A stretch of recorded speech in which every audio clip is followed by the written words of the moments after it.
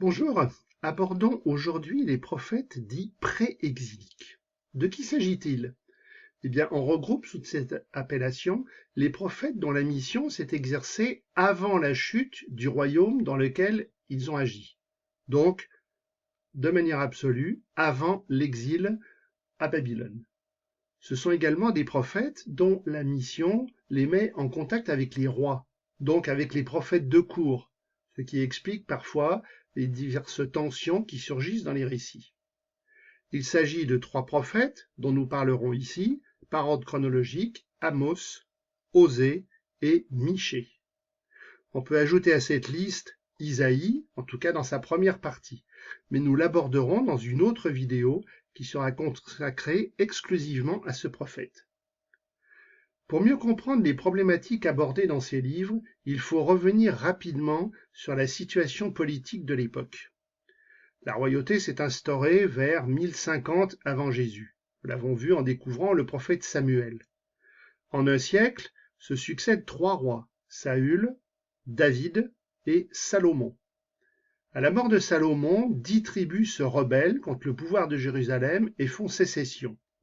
Le pays est alors scindé en 2 royaumes. Au nord, c'est le royaume d'Israël, dont la capitale est Samarie, et au sud, les 2 tribus qui sont restées loyales constituent le royaume de Juda, dont la capitale est Jérusalem. Cette situation va persister jusqu'en 722, où le royaume d'Israël est envahi par les Assyriens et Samarie est rasée. Le royaume de Juda subsiste jusqu'en 597, où à son tour, Juda cède, Jérusalem et le temple sont rasés par les Babyloniens. À partir de cette date, la période royale historique est achevée. Il n'y aura plus jamais de roi, à moins que, n'oublions pas l'oracle de Nathan à David. Ta maison et ta royauté seront à jamais stables. Mais de quel roi s'agit-il? Quelques précautions avant de commencer la lecture des livres prophétiques. La grande majorité du texte correspond à une collection d'oracles qu'il est très souvent difficile de dater, en tout cas dans une première lecture pas assez attentive. La partie récit du texte est toujours très réduite. Elle se limite souvent au récit de vocation, c'est-à-dire comment le prophète a été appelé par Dieu.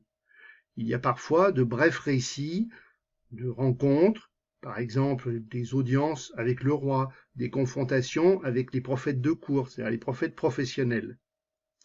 La mise par écrit de ces oracles s'est souvent contentée de les collecter. Il n'y a donc pas d'ordre logique ou chronologique. Il en résulte qu'il est très souvent difficile d'établir une structure du livre. Commençons par le premier des prophètes écrivains, Amos. Amos, eh bien, son nom sur le plan étymologique contient la racine du verbe porter. Amos est très probablement une abréviation de Amosia, c'est-à-dire le Seigneur a porté. On connaît très peu de sa biographie. Le récit de vocation précise qu'il est originaire d'un village proche de Bethléem. C'est donc un Judéen, royaume du Sud. Il s'occupe de troupeaux de bovins. Et contrairement à ce qu'on en a longtemps pensé, ce n'est pas un simple bouvier, c'est plus probablement un petit propriétaire terrien. Il est envoyé par Dieu prophétiser en Israël, le royaume du Nord, et son ministère s'exercera principalement à Bethel. Le nom de cette ville veut dire la maison de Dieu. Bethel, c'est le sanctuaire principal d'Israël. Alors bien évidemment, cet envoi d'un Judéen dans le royaume d'Israël pose question.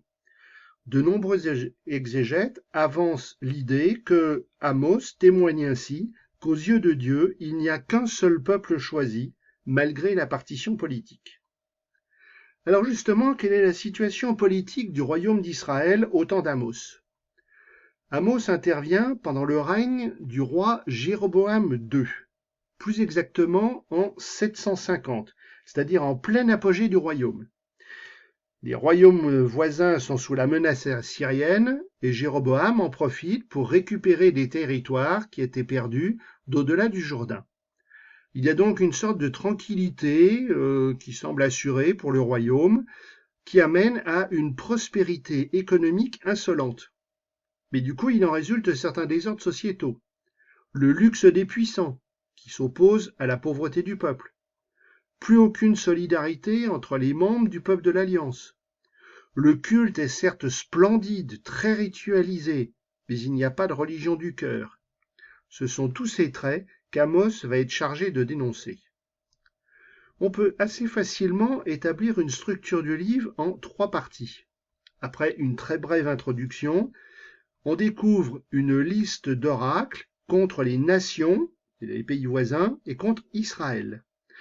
Amos est donc le premier à signifier que le Seigneur n'est pas seulement le Dieu des Hébreux, mais aussi celui de tous les peuples. La majeure partie correspond à de brèves paroles contre Israël, groupées sans ordre. Et le livre s'achève par 5 visions qui sont symboles du châtiment du peuple. Après 2 intercessions du prophète, la dernière vision, l'ébranlement du sanctuaire, signifie qu'il n'y a plus de pardon possible. Le langage d'Amos est des plus énergiques, que ce soit pour dénoncer le luxe méprisant des riches,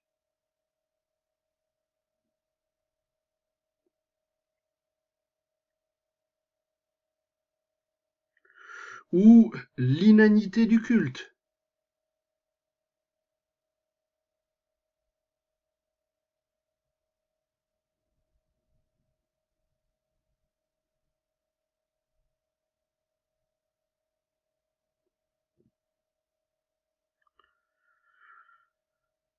Pas étonnant que la carrière d'Amos ait été aussi courte.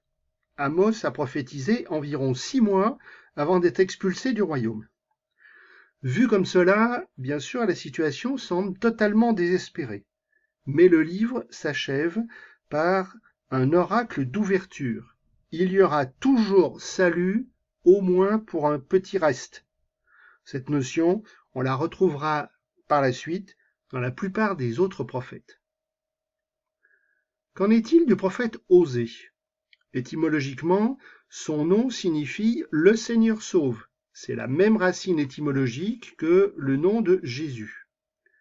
Le livre ne nous apporte pas d'éléments biographiques, si ce n'est l'histoire de son mariage, sur laquelle nous reviendrons. Tout au plus, sait-on qu'il est originaire d'Israël.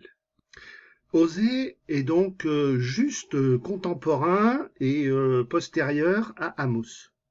Osée prophétise pendant une bonne vingtaine d'années, pendant les règnes des derniers rois d'Israël. Jéroboam II, dont il a été question avec Amos, son fils Zacharie, qui est assassiné par un usurpateur, Shaloum, qui à son tour est assassiné par Menahem. Le fils de Menahem, Pekaïa, sera à son tour assassiné par Péka, lui-même assassiné par Osée, un homonyme du prophète, qui sera le dernier roi d'Israël. Toutefois, le prophète Osée ne semble pas avoir connu la chute du royaume en 722. Inutile de dire que dans ces conditions, la situation géopolitique est pour le moins instable. À l'extérieur, le royaume est sous la menace des armées assyriennes. Israël va entrer dans un jeu de balance d'ailleurs entre les 2 puissances de l'époque, l'Égypte et la Syrie, ce qui lui coûtera cher parce que ce jeu lui finira par être fatal. À l'intérieur, on a vu des révoltes régulières qui renversent les rois. Il y a donc une corruption générale, tant sur le plan moral que sur le plan religieux. Mais pour Osée, c'est le cœur de son livre, c'est l'infidélité religieuse qui est à l'origine de toutes les autres corruptions et des malheurs qui tombent sur le peuple. Il est inutile de rechercher une structure dans le livre. Les 14 chapitres, donc un livre assez court, correspondent essentiellement à un recueil d'oracles qui sont prononcés dans des circonstances qu'il est très difficile de préciser. Par contre, les premiers chapitres du livre sont intéressants, car ils s'appesantissent sur le mariage d'Osée. Pour la première fois, la vie même d'un prophète devient un signe prophétique. Le mariage d'Osée est le symbole de la conduite de Dieu avec son peuple. Alors qu'en est-il? Eh bien, Osée a pris une femme qu'il aime, une femme avec qui il va avoir 2 enfants. Mais le problème, c'est que cette femme lui est infidèle et se prostitue. Lorsque quelque temps plus tard, cette femme revient, dans une très belle page de la Bible, Osée va lui accorder son pardon et va la ramener à lui. Alors bien évidemment, Osée et la femme infidèle sont les images de Dieu et du peuple infidèle. Le mariage, les noces, vont devenir également une image importante pour expliquer l'alliance entre Dieu et les hommes. Venons-en à Michée. Nous partons cette fois dans le royaume de Juda, au sud. Le nom de Michée correspond à la question « Qui est comme le Seigneur ?» Encore une fois, pas d'éléments biographiques dans le livre. Michée est un campagnard de la région d'Hébron, donc un profil assez similaire à celui d'Amos. Le royaume de Juda, on l'a vu tout à l'heure sur la carte, est beaucoup plus petit que celui d'Israël. Bien qu'il y ait le temple à Jérusalem, le royaume a donc peu d'importance sur le plan géopolitique. Michée va prophétiser sous 2 rois, Akaz et son fils Ézéchias, qui sont contemporains de la chute du royaume d'Israël. Autant Akaz est l'archétype du mauvais roi, celui qui fait péché sur péché, qui tombe dans l'idolâtrie. Autant Ézéchias est l'archétype du roi selon la volonté de Dieu. Sous l'influence notamment d'Isaïe, Ézéchias va entreprendre une grande réforme religieuse, il détruit les hauts lieux, il détruit les idoles. Cette réforme aboutira à centraliser le culte sur le temple de Jérusalem. Le livre de Michée est très construit, 4 parties alternant menaces et promesses. Les oracles s'adressent d'ailleurs autant au royaume d'Israël qu'à celui de Juda.